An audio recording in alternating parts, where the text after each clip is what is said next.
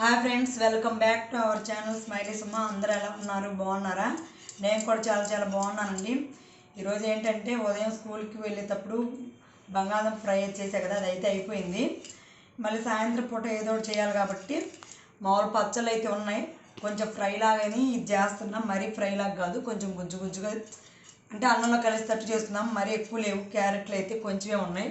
అందుకని వాటికి కొంచెం ఇలా తీసేసి నీళ్ళలో అయితే వేసుకుంటున్నాం, కొంచెం ఉప్పు వేసి ఇన్ని సన్నగా తరిగి ఫ్రై అయితే చేసుకుందాం. ఈ పూట నైట్ పూట మరి ఎక్కువ కూర చేసినా ఉదయానికి మనం పాడైపోయింది కదా, అందుకని చెప్పేసి నేనైతే అంటే పాడవద్దు, మనం తినం అంతే.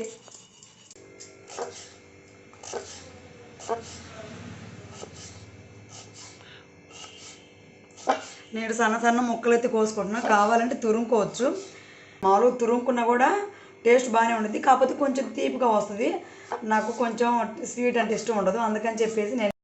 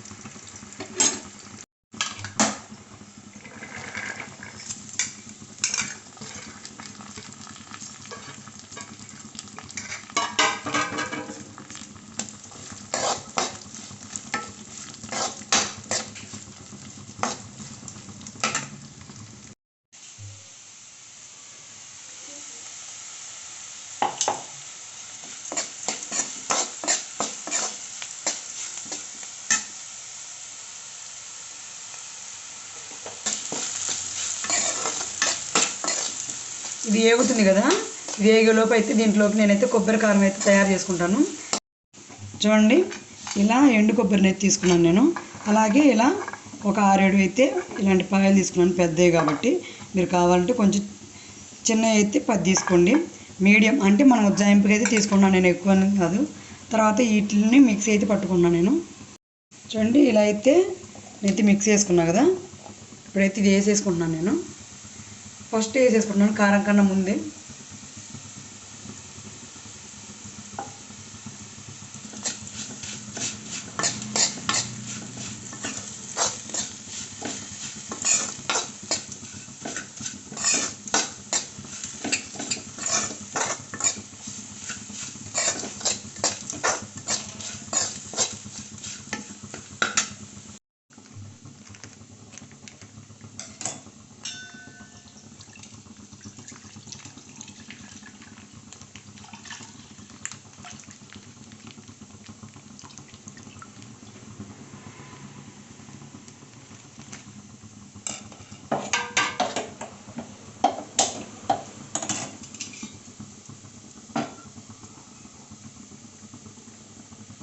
ఇప్పుడైతే కారం అయితే వేస్తున్నా.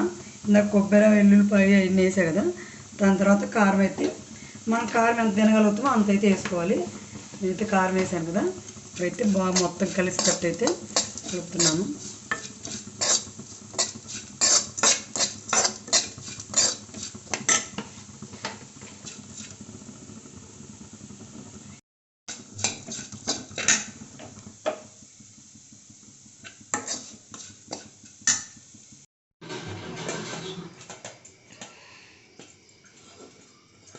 Take the